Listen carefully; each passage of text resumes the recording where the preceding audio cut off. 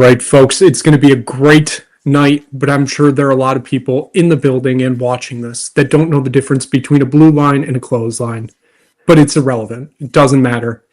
Because right now at hand, we have the rarest of sporting events, an event that needs no buildup, no superfluous adjectives.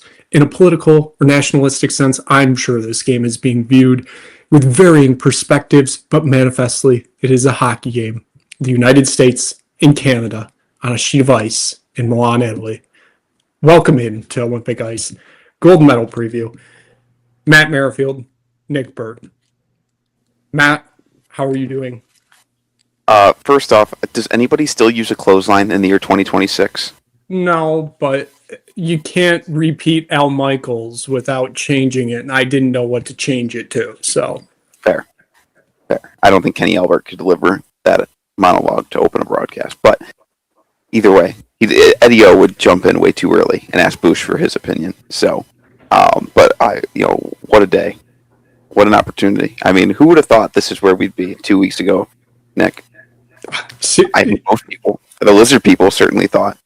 They did. This is true. They got what they wanted, and here we are.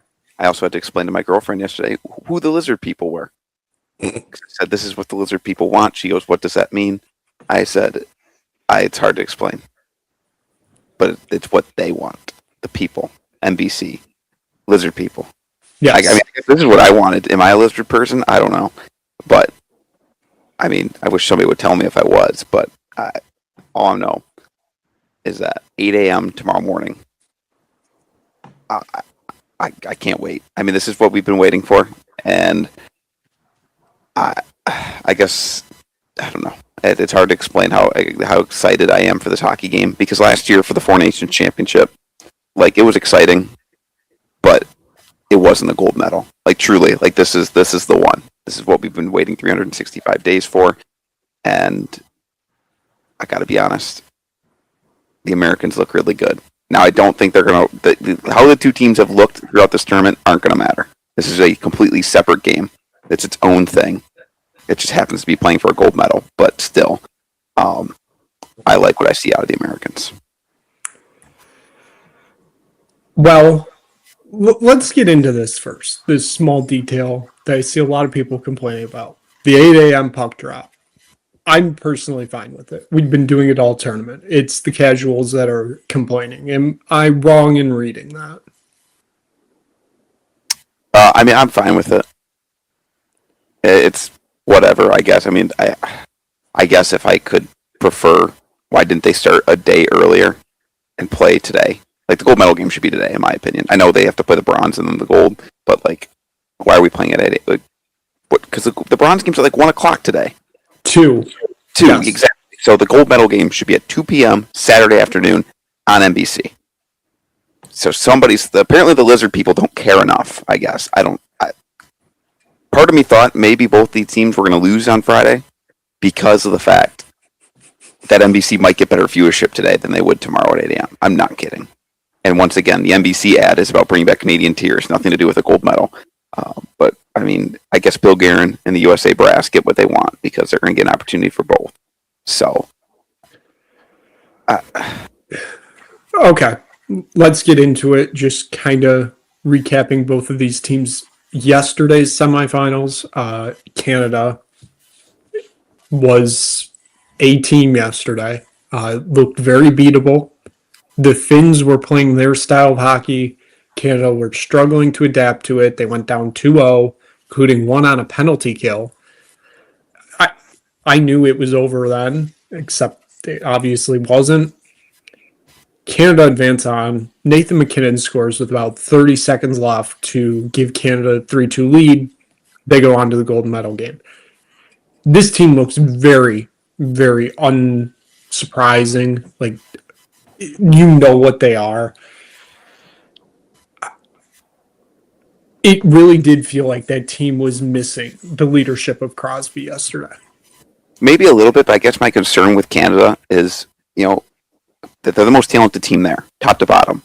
And yet, for the last 12 minutes of that hockey game, and I get you trying to get to a gold medal, and Nathan MacKinnon is still that much better than Canada's third line. But Nathan McKinnon never left the ice in the third period. He played the last, I think I saw 3.5 minutes yesterday. There was one whistle. He played 3.5 minutes straight. What are his legs going to look like in the third period tomorrow morning? Truly, like the Americans went out and played the way they needed to yesterday because JT Miller could have played the entire third period. Who would have give a shit? They took care of business against Slovakia. They didn't have to waste any extra energy getting ready for today or for tomorrow. So that's my concern. That is my biggest concern is just will Canada be able to, will their legs be underneath them? Because McKinnon, McDavid, and Celebrini had to play a lot of minutes at the end of the quarterfinal game against Czechia. So that's my biggest concern. It's a short tournament, short turnarounds. It's not playoff hockey yet, truly. Like they're still in the middle of a hockey season. So I guess maybe that leans into them having fresher legs, but then again, the United States hasn't been taxed like that. So that's my concern for the Canadians. And also with that, why is John Cooper shortening the bench with 12 minutes left? Like truly, and I understand, I get it. Once again, McKinnon's that good, Celebrini's that good, but why? Why did you bring these guys if you can't trust yourself against, respectively? I mean, Finland's a very tough team to crack, but you're that much better. Brandon Hagel would be on the second line of any other team in this tournament. He'd have to play for those teams, and those teams have found a way to score goals late in games, so including Finland. Yeah, I know you mentioned about McKinnon basically playing most of the third period. I know last night when I was watching the recap on CBC, they mentioned that Celebrini played 18 minutes throughout the final two periods. So he almost played a full period of hockey in the last two periods of the game yesterday. So they had him, McDavid, and McKinnon tied up together like after the first TV timeout yesterday. So it's that part, they just being gassed. I get they got a rest day today, but McKinnon is not healthy. I don't care what people say, he's not healthy, whether he's injured or whether he's sick, because it kind of looks like both. Obviously, Bennett came back. He's been sick. It's the fact that they have had to scrap and claw basically to get to this final, given these past two games, does worry me a bit. That, like you said, this team is going to be gassed. It's going to come third period tomorrow. It's going to be, 2-1 or 2-2. And you're going to need absolutely everything. And is Canada going to have that extra leg, even though they have the talent? Are they going to have that extra leg given the just taxation that they've put on themselves the past two games, basically? Yeah, and I guess the big thing that goes in favor of Canada, though, one game, I want Jordan Binnington between the pipes, especially if it's between him and Connor Hellebuck, as we saw 365 days ago. Truly. Binnington's looked good in this tournament for the most part. Like, could he have had the goal against Holla yesterday? Maybe. It's one you'd like to see him stop, but also, what the hell is the power play doing? I get it happens, but for the most part, I thought he actually played pretty well. The goal from Rantanen, there's no goalie in the world stopping that puck. It rolls up on its side like that, and they talked about it in the NBC broadcast. Nobody's stopping that, especially from Mikko Rantanen. But as soon as that puck flips on its side, it's impossible to track, especially from that close. So I think he's been pretty solid. He has been better than I think the Canadians were expecting. The Canadian fans, including you. I mean, then again, you were expecting the absolute worst. So anything was better than that. But truly, at no point have I ever thought there's been a risk of him losing his net. And one game, if I trust one goalie not to be nervous, it's Jordan Binnington. We'll get into it when we actually do the preview of this game. Let's move on, though. U.S. was 6-2 against Slovakia. Just utter domination, basically. And we knew that game was eventually going to come for Slovakia. Comes in the semis against just a vastly superior U.S. team. Yeah, I mean, you saw it. As soon as the United States got that quick goal, first off, Slovakia had to score first. If they didn't score first, that game was going to go how it went. Dylan Larkin continues to be a very good second line, third line center for this American team, which is his true role. So that's where my gripe with Dylan Larkin comes towards the Red Wings. Is he is not a franchise center, but when he's on your second or third line, he's a pretty damn good hockey player, and he can may be a difference maker.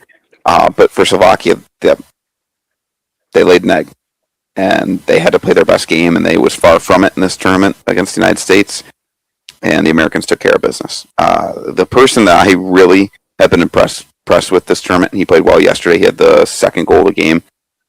Tage Thompson. I couldn't tell you how many games I've watched him play in his NHL career because he plays in Buffalo, and I'm sure there are even more hockey fans that feel the same way who may not even knew he existed. I knew he existed. I just haven't watched him play very much because I am not subjecting myself to Buffalo Sabres hockey, even though they might make the playoffs. But with that, he is a star. Truly, he is a stud. I know UConn legend, but he is a really damn good hockey player. And there's plenty of other really good players on this American team too that for the most part everybody's played well. It's just JT Miller that pisses me off. Quinn Hughes is the best defenseman in the world. I'm convinced of it. He's looked better than Cale Makar in this tournament. Mm-hmm. Maybe that's because the Canadians have more talent on the ice, where McDavid and McKinnon and Celebrini can do more, where there's less on Makar's plate. But Quinn Hughes has, when the puck's on his stick, everybody's just watching while he does what he does. So, but overall, I feel good about where the Americans are. They're going to be physical on Sunday morning, and we'll see how the cards fall. Hopefully in the United States' favor. Yeah, you mentioned Tage Thompson. He didn't play third period yesterday. That felt mostly precautionary out of anything. Sounds like he took a puck off the foot, and he's gonna play tomorrow. Nobody's missing this game tomorrow unless you are getting amputated in the leg, basically.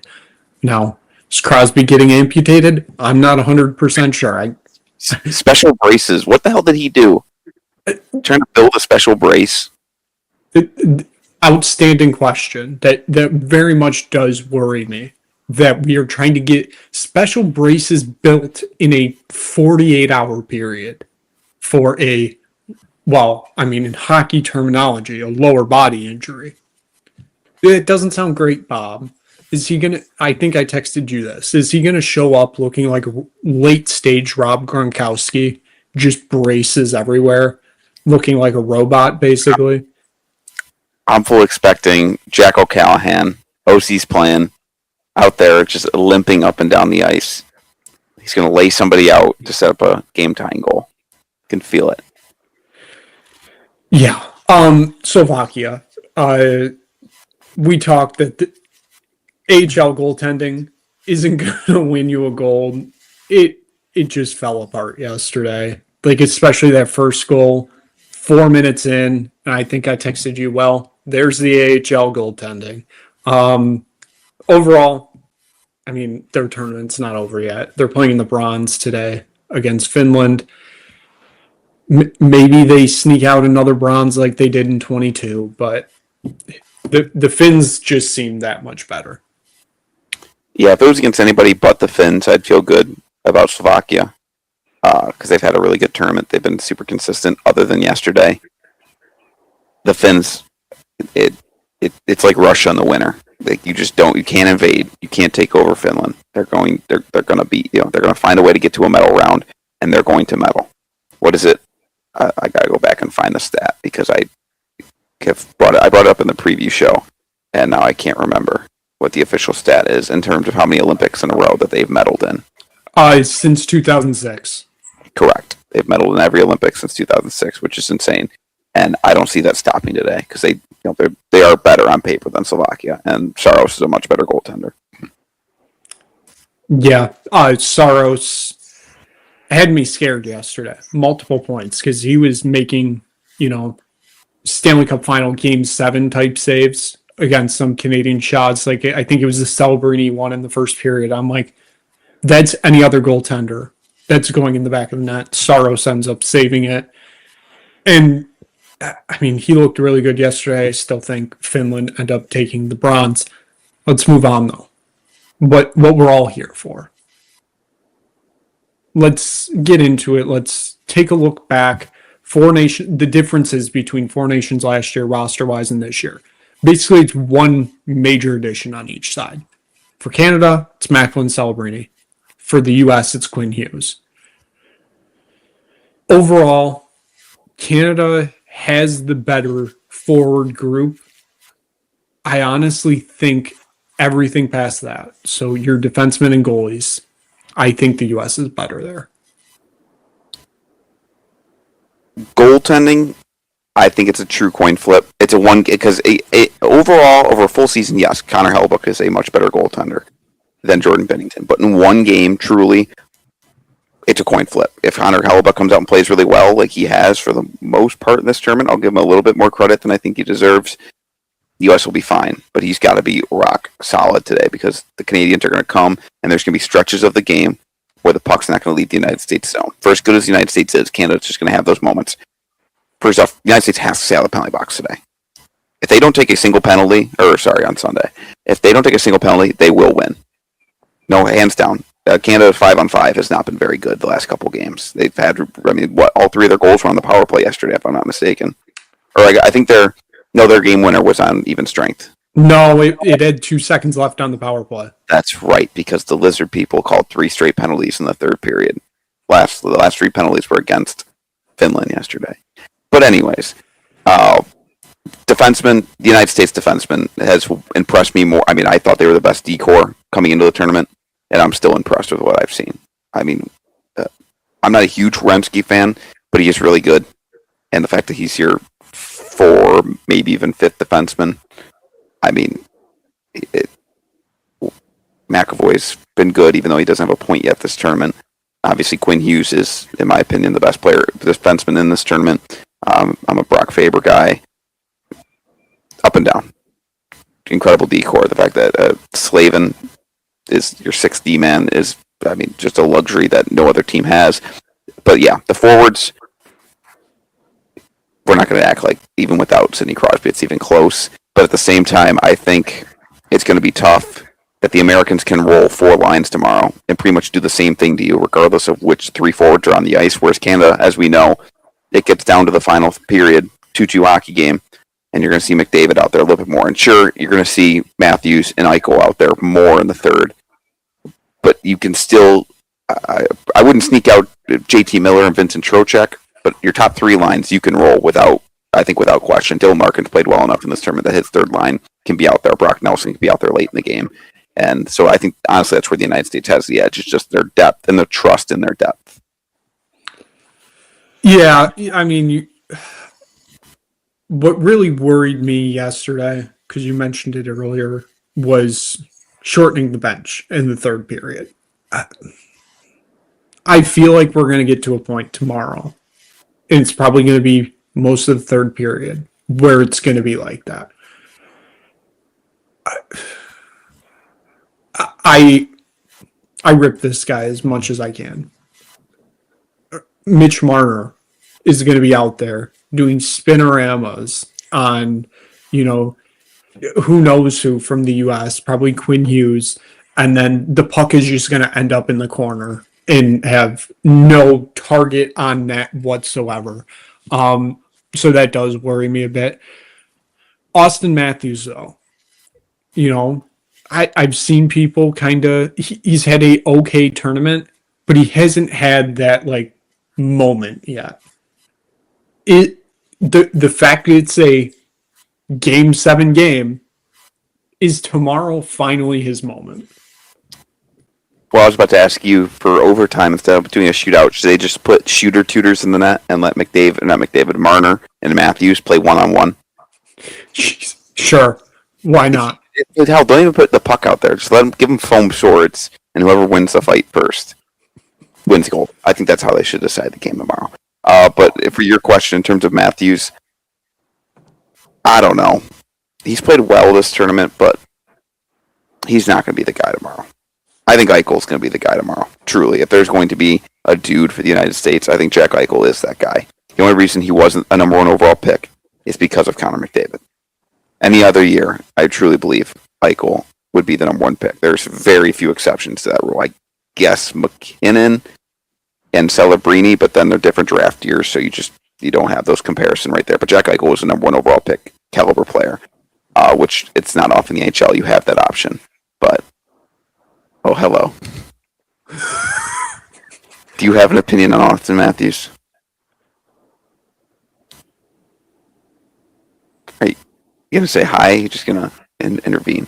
Okay. Anyways, Breslin is for the United States. Nick, I apologize. I'm not sure who I is in favor of, and she's gone. Anyways, if you're gonna ask me, I'm leaning heavy no that Austin Matthews has a key moment tomorrow. Does the fact it's a Game 7 moment for Austin Matthews going up against Brad Marchand make it even worse of an option for him tomorrow? No, because Mitch Marner is playing on the other side, and so is Connor McDavid. There's not a lot of Game 7 success on either side. You have Connor Hellebuyck and his playoff track record. You have a lot of guys with a lack of a track record in the playoffs. Looking at Tage Thompson, Shane Werenski, Dylan Larkin. Then you have the Florida Panthers, and I guess Jack Eichel too. But then there's Mark Stone. I don't know. I don't think there's an advantage either way. I think it's its own thing, and it's just one game in a 2-week tournament versus just the grind that is the NHL playoffs. I completely agree with that. We'll move to the other side. Obviously, the biggest question going into tomorrow, even it very much does affect the game. Him playing, maybe not as much, but Crosby. How much does it change the game tomorrow for the U.S. if he plays versus if he doesn't play? I think obviously he would be a positive impact if he does play at whatever health, but I don't know if it has the biggest impact. I don't think it changes how I feel about if he's on the ice, I still think I'm taking the Americans to win tomorrow. But obviously him being out there from a leadership standpoint, the experience. But then again, Drew Doughty's still playing. He was in that 2010 gold medal game. Where was he? Why isn't he rallying the troops? I get Drew Doughty is not Sidney Crosby. He's not a top 5, top 3 greatest hockey player of all time. But when it comes down to just the leadership in that locker room, there needs to be another person that can rally the troops. My concern, though, for Crosby not playing tomorrow, of him just not being able to play, I don't think they would have given the C to McDavid just for a game, unless they have to. I don't know what the IA. They do have to. There has to be a captain on the ice. Okay, then never mind. I wasn't sure if it was an NHL situation where you don't have to have a captain, because I feel like that's a bit weird. But anyways, I guess I digress. I feel like if you have Crosby out there tomorrow, you have 3 lines you can roll basically with center depth. Nick Suzuki has been okay. Yes, obviously he got a deflection on the goal that helped them beat the Czechs, but overall, nobody can fill Sidney Crosby's role, obviously, because he is as you said, top 5 player all time. But when you put Suzuki on a line with Marner and Stone, it just isn't flowing as well as it probably should be. Honestly, I'm kind of surprised when Crosby went out, they didn't at least try to put Marner in that center role. I get that's a huge role to fill, but I know he's been playing a little bit more of that with Vegas this year. Overall, though, I don't know if it makes a massive impact on ice. Yes, he's had a good tournament, but he hasn't been that impactful player that he has been in 2010 and 2014. Just, that's what age is. You start to slow down. It is what it is. But I still 100% believe now that they got an extra, 24 hours to put this, brace together, this special custom brace, zero chance he's missing tomorrow. I believe John Cooper and all of Canada's coaching staff, all that, I truly believe they're gaslighting right now. Because even in post game yesterday when he was asked, Crosby's health, they're going to play. Oh, it's lower body injury, day to day, blah, blah, blah. But he said, much better chance he plays tomorrow as better than what it was to play against Finland in the semis. So I truly think he's playing, but the impact is questionable. I think there's two outcomes. There's only two outcomes. One, he is playing tomorrow. They're trying to gaslight, as you said. Or it's the other end of the gaslight, which is he tore something. He tore multiple things. Because if it was just like an ACL, like those braces already exist. They already have those. So what the hell did he do? So either they're lying or he tore something really badly and we're not seeing him the rest of the year. True. And maybe he plays tomorrow and we still don't see him the rest of the year. That is also a very real possibility because the Penguins, I've kind of forgotten what the Eastern Conference standings look like, but I can't imagine they're much of a competitor in the playoff race at this point. Sir, we're second in the Metro. Second in the Metro. I forget that the NHL standings this year are so weird. It's so stupid. The fact that Toronto and Florida are going to miss the playoffs. Buffalo, Pittsburgh, and Detroit are going to be in the playoffs like it's 2010. Isn't Philly going to make the playoffs? No, they're not. No. Hockey isn't working out in the city of brotherly love. It does not. It's not working out for Canada either when they're playing dump and chase hockey 95% of the time. Well, yeah, let's revisit the standings. The Islanders are in a playoffs. What is this? Yeah, with Canada's best hope at defenseman currently sitting on Long Island and Matthew Schaefer, who, since Josh Morrissey has played one game and John Cooper said he is not playing tomorrow, would have really been nice to have, some young defensive depth that we could throw in there. Yeah, I don't know. Like, I get you only have, 3 subs, 3 scratches that you can have, so it's tough, but, like, the United States, in my opinion, like we talked about with the goaltending situation, should have brought Spencer Knight because he's going to be there in 4 years. Matt Schaefer might be your D pairing with Cale Makar in 4 years, truly.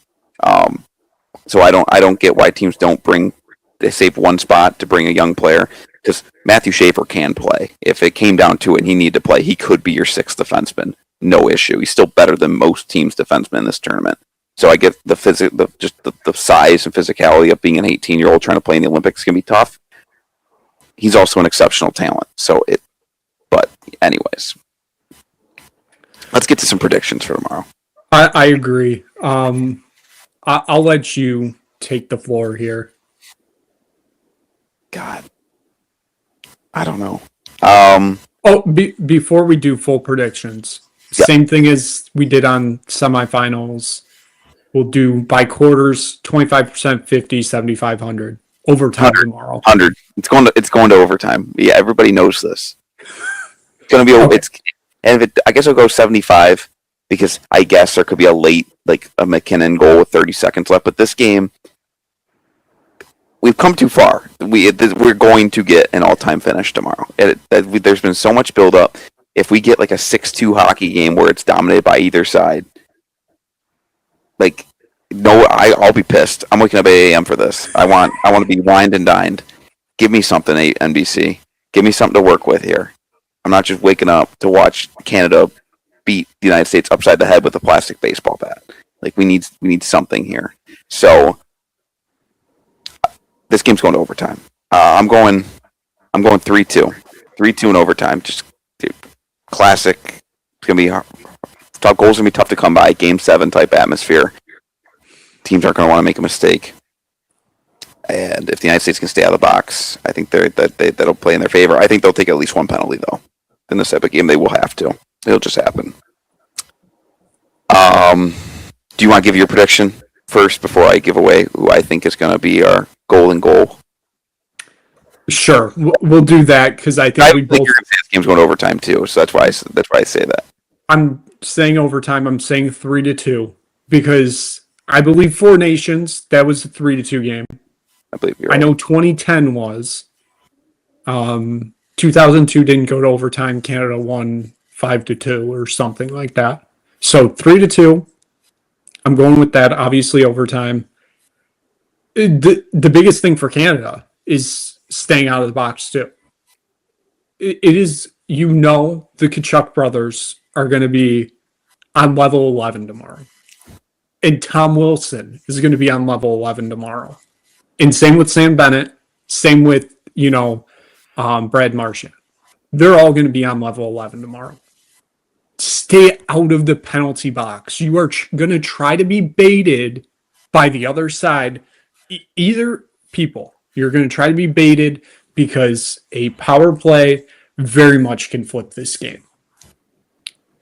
I know it's going to be hard, but let's stay calm out there. That's what I told Chuck. Like, you're going to do something stupid. You make sure Sam Bennett's coming to the box with you, and it's offsetting. But then again, even 4-on-4 hockey puts the United States at a disadvantage tomorrow. So stay out of the box. Okay, let's do a golden goal.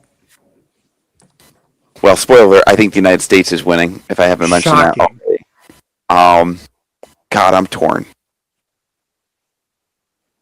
I want to say Eichel. But I think if it's the United States, if it's Canada, it's going to be one of their star guys. Like, it's going to be Celebrini or McDavid that scores it. For the United States, I think it's going to be Jake Gensel. He has a really good track record in the playoffs, if I'm not mistaken. He is a sneaky good player when it comes down to it. Especially his time in Pittsburgh, he was really good at scoring. Like, that's what I remember. Right. Yeah, give me Jake Gensel. Matthews will set up the goal, but it'll be Jake Gensel with the golden goal, and off we go. Wait, hold on. I forgot. It's not 5-on-5. I forgot. I need a timeout. I need a second. Quinn Hughes. Done. It's Quinn Hughes. It's going to be Quinn Hughes again. Golden goal, Quinn Hughes, the star of the United States. The Quinited States of America. And I was about to say with the Jake Gensel prediction. I was going to say with the Jake Gensel prediction, you don't want to take a Michigan tie-in just to, complete the whole circle here, but Quinn Hughes counts, so. Yes. All right. Golden goal. It's going to be 2010 all over again, except it's not going to be Crosby scoring it. Give me the young buck, Macklin Celebrini. I honestly, I don't know if he even saw the ice in overtime against the Czechs. I'm sure trying to remember what the lines were, but 3-on-3 overtime. If you just roll the Mick and Mac line, 3-on-3, Celebrini is scoring that goal. Even if it's him and McKinnon with Makar. Yes. David Makar, I do have to give friend of the program, my father, gave his prediction. Here's his golden goal prediction. Charlie McAvoy, who hasn't scored a point yet this tournament. This is true. I appreciate the bravado. Charlie McAvoy might have a big game tomorrow. I don't think he's scoring. Like, respectfully, he might get an assist. He might set up a power play goal or something like that. But that's not what he's there for. Even though he is he's a very good defenseman. But yeah, give me Quinn Hughes, the winner. If we were playing 5-on-5, if the IIHF comes to their senses the next 24 hours, Jake Gensel, the 5-on-5 overtime winner. But it's not going to happen. Well, what's more likely to happen the next? Give me Gensel anytime goal tomorrow. I don't know what those odds are. Look. What's more likely to happen in these next 24 hours with double IHF rule changing? Moving overtime to 5-on-5 or allowing fighting? I'm going to go fighting. I feel like they're more likely to allow fighting, which I guess is weird because of how stringent they are against fighting. I think they care more about that than the overtime. I think the overtime honestly would be easier to change, but the lizard people would want fighting because 5-on-5 overtime is boring. Respectfully, it is. It's intense, and every scoring chance is more exciting. That's why people like it. But it's kind of gross if we're being completely honest. And then your game, it's anyways. Just if we're being completely brutally honest here. But yes, I think tomorrow overtime, there's not enough nitroglycerin in the world for one person to keep them from exploding. So I think we already kind of got your answer for this one because you went with Jake Gensel, but I was going to ask during the game tomorrow to get us to overtime, there always seems to be that one person that just kind of shows up out of nowhere and scores. Like, I think back to Four Nations, it was Sanderson for the U.S. to make it 2-1. And then Sam Bennett made it 2-2 to send us to overtime. In 2010, I believe Taves and Perry, I believe, had the 2 goals for Canada prior to Crosby scoring, obviously. And I want to say it was Kessler and Parise that scored for the U.S. in that game. I know you said Jake Gensel, but what's another player tomorrow you think has a chance to kind of surprise some people and get a goal? I mean, Gensel, I don't even know if he counts because he is on the second line. Like, I think the requirement has to be third line or lower. And for the United States, I mean, a couple other guys have already had, and there aren't many options left from guys that are yet to have a big game, unless JT Miller is an option, which he's not. So I'll go back to Brock Nelson. I mean, I think he plays tough. He's on that fourth line, and the story writes itself. His father or his uncle and his grandfather both won gold medals in 60 and 80, and it would be fitting for him to play an important role, and obviously in this team. Did his uncle score in the game in 80? I'm trying to remember. Johnson had 2, or Ruzioni had 1, and then I think Buzz Schneider had the second goal. I think, I'm not 100% sure, though. I can look, but I'll at least go with mine while you're researching this. I think it's going to be Brad Marchand tomorrow. Like, it's great. It feels that way, doesn't it? It does, unfortunately. He's had a fine tournament. I honestly don't know if he has any points. But overall, like, this just feels like a game where Brad Marchand shows up and somehow finds the back of the net at some point in this game.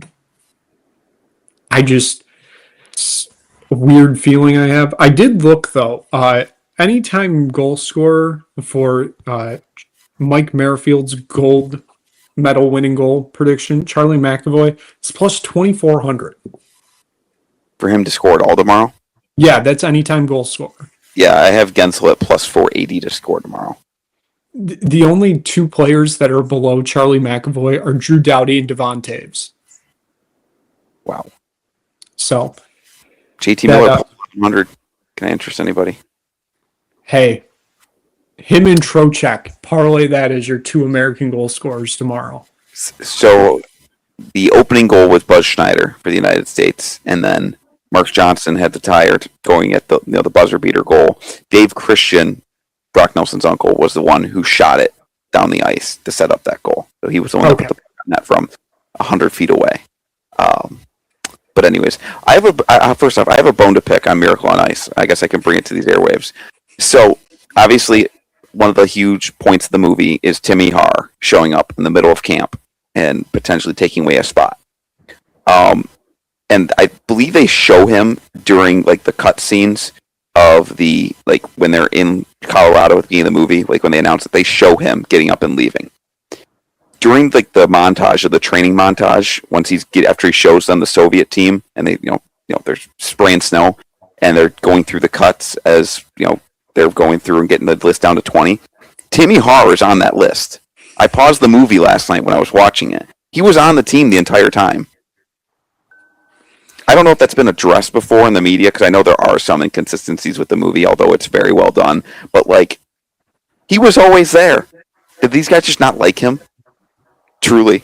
I don't know. They make it seem like, oh, this guy just shows up out of nowhere and makes the team, and, Herb adds him late just to fuck with them. It's like, no, guys, he was there the entire time, according to that list, unless that list is wrong. But also, you're telling me if Timmy Haar was so good, I get you need the right guys, Herb, but there had to have been somebody else. There are guys in that movie that get 0 screen time that were on that team. Mark Wells, St. Clair Shores legend. Did he have to be there? He's in 2 scenes. Did he score a goal in that single tournament? I don't know. They just make it seem like Timmy Haar was the American Wayne Gretzky, and they had to send him home because the team was a family, even though the guy was there the whole time. So and he played with some of those guys. He went to Minnesota. He was teammates with McClanahan. I'm sorry. It's like the movie Moneyball. I grew up loving the movie, and then you are old enough to like put pieces together and do your own damn research on these computers that we have. And Barry like, Zito. Yeah, I know the A's, the real Moneyball's team, when they had the best rotation in baseball, including Mark Mulder, Spartan legend, and they had the AL MVP at shortstop. Yes. We're worried about whether Scott Hatteberg can field the baseball at first base. Hey, movies. Movies. Brad Pitt. Yes. Miracle has brainwashed people. Oh, yeah, it has. I will say that 100% because everybody thinks that was the gold medal game. Guys, there was no gold medal game in 1980. It was a group stage and then another round robin. There was no such thing as gold medal game, guys, people. I don't think that it's so they played the Soviets and then the Finland game was the gold medal game. Like Finland, I don't think medaled. Right, because the way it used to work is that if Finland had won, they would have medal. They would have won the gold. And then I think it's still because there was a point system for silver and bronze. It was stupid. Like it didn't make sense, but that was the gold. The game against Finland, yes, people think the Soviet game was the gold medal game. It wasn't, but the game against Finland was for gold, but it was a all or nothing thing because of how good Sweden and the Soviets were in the tournament. Correct. If the United States would have lost, I don't know how it would have worked because it was Sweden tied. Yes, but so I don't know from that standpoint. But yes, the USA Finland game was for gold. It was four nations facing off. Basically, it was a round robin medal round because each team played each other once. The Soviet game was in the middle for the U.S., and then they played Finland at the end. And that's the one where I sent you the Herb Brooks quote from yesterday that also I'm 95% sure doesn't get mentioned in the movie whatsoever, is that they were down to Finland going into the third. And obviously, it's a children's movie. You can't use Herb Brooks swearing. But, if you lose that game, you're taking it to your grave. Feels like that's a small detail that the movie missed, but we're not here to complain about movies because it is what it is. I also want it known because you're going to hear the speech 100 times between this recording and 8 a.m. tomorrow. Not even a top 5 scene in the movie. Truly, not top 5. It's not. The better speech in that game is before the start of the third period, when he calls him over before the start of the third. That's when you know they're going to win the hockey game. Because up until that point, he could have gave that speech and they could have gotten pounded 10-2. But like when he gave that speech at the start of the third and called them over and showed them what they had done and had them listen to the crowd, like that's when that team knew they could actually win that hockey game, truly. Obviously, the scene in Norway, is an all-timer. There's just much better scenes. The scene where he's showing them the tape and the speech he gives to get them ready to show them this is what you're going up against. Better scene than the speech he gives in the locker room. OC's playing. All-time scene. And the best scene in the entire movie is when he flips the table against Sweden. And you can't tell me otherwise. Who are we playing, Rammer? That scene is probably the closest they get to actually showing who Herb Brooks was, which was an asshole. If they don't win gold, that team probably, they say they hated Herb, but Herb Brooks is looked upon very differently if he doesn't win that hockey game against the Soviets and win gold. Because from the little bit of the documentary on Netflix I watched, and just from what you read, if you read up on the situation, just don't watch the Disneyfication of Herb Brooks. He was an asshole. He was a dick to his players. He was your typical 1980s Bobby Knight, not Phil Knight, Bobby Knight. Just he was an ass. And, it worked. He got them to hate him. That part of the movie's correct. He made everybody hate him so they wouldn't hate each other. But still a great movie. Still makes you feel good every time. Also another great scene when he goes in the locker room after they win, and he goes in the locker room to finish off the movie. Also great. The final monologue. All better than that damn speech he gives. Sorry. I would also just like to mention, because I feel like it's not mentioned enough, he also coached the 2002 team that lost in Salt Lake City. Love it. Love it. I don't think people either know that or just try to forget it. He was the coach for that U.S. team in the 2002 Olympics that lost to Canada in the gold medal game. Last thing. This nothing to do with Miracle. This has now to do with the Canadians. Are you aware of what the Toronto Maple Leafs are doing tomorrow? I know Scotiabank is opening. They're charging $15 a ticket to come inside at 8 a.m. and watch that game. They're going to lose. And I hope NBC has access to that camera and shows it and rams it down Americans' face and says, this is what you did. You caused all this sadness. And I mean, it's going to be like, feel good about yourself because you just beat them at their own game. But yes, anyways, that right there is heinous. Are you also aware that Ontario Premier Doug Ford came out yesterday allowing bars and restaurants to start selling alcohol at 6 a.m. tomorrow? That's electric. That might cancel out the Scotiabank thing. So, cancels out. Just quickly, because I pulled this up just to make sure I wasn't telling a lie about Herb Brooks coaching in 2002. Are you aware of who coached the U.S. the last time the NHLers were there in 2014? Was it Bilesma? It was. Oh my God!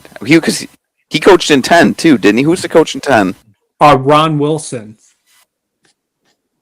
Okay, then. I remember Bilesma being on the American. I think he was the assistant in 10. But yes, I remember him coaching the team in 2014 for some unforsaken reason. Michigan legend. Do you know who Ron Wilson was coaching at the time? NHL was.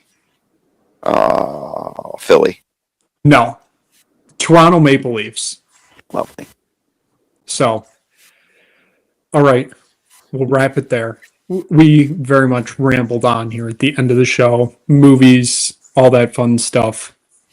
But it is time to turn our focus on one main thing, and that is the gold medal game tomorrow. It is a 8:05 puck drop Eastern Standard Time. Big NBC does have it. It's not being buried on USA or Peacock. It is also on CBC, Sportsnet, TSN, probably every other channel known to man in Canada. It is going to be a game for the ages, like I said. I cannot wait for it. We'll be back some point tomorrow to recap it. Who knows? The ghost of Nick Burt may make a return tomorrow, depending on what happens, but we'll see. So for Matt, do you have any final comments here before we log off, before the gold medal game? According to TSN 40 minutes ago, there's a 70% chance Sidney Crosby is in the lineup tomorrow, which means there's a 100% chance he's in the lineup. Again, he's not missing the gold medal game. Let's 100% be honest here. He's not missing that gold medal game. I don't care if he plays 2 seconds. He is going to be on that bench tomorrow, even though John Cooper said he's not going to be unless he's healthy. He is playing tomorrow. So, all right, we'll wrap it up there. Thank you so much for watching this episode of Olympic Ice. Like I said, we will be back to recap the gold medal game tomorrow for our final episode, and then it's back to normal. So thank you. We will see you again soon here on the Nick Burt Sports Network.